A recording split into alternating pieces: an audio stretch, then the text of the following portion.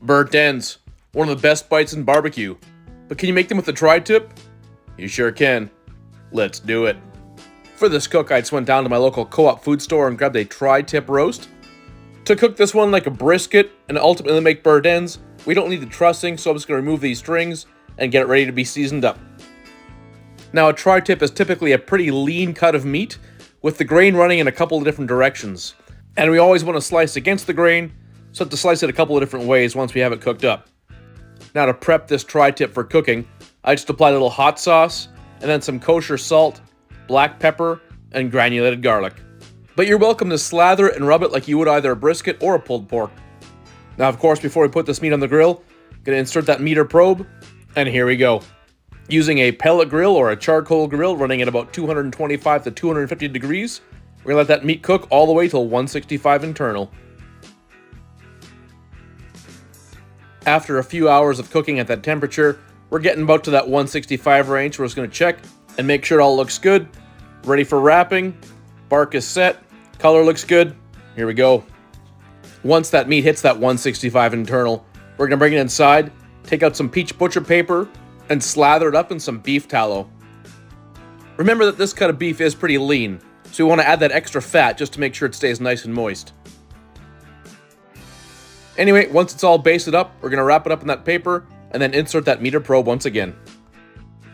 And now, back on that grill running at 275 to 300 degrees, we're going to take it all the way to 195.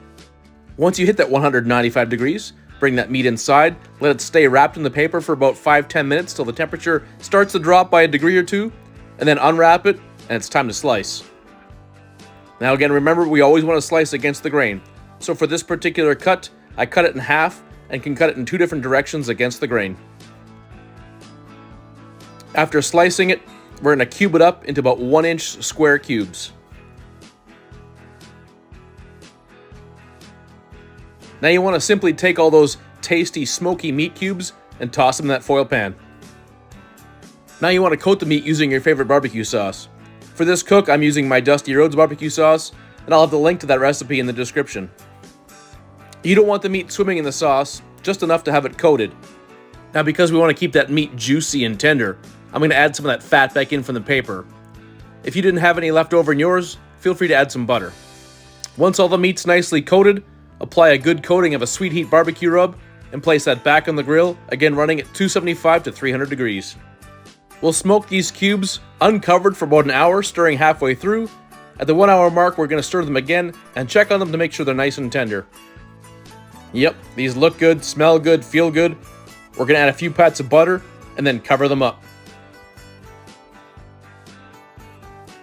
Now, just using some aluminum foil, we're going to cover up that foil pan, close the lid, shut off the heat, and let them go for about another 30 minutes. And these tri-tip burnt ends are done. We're ready to go.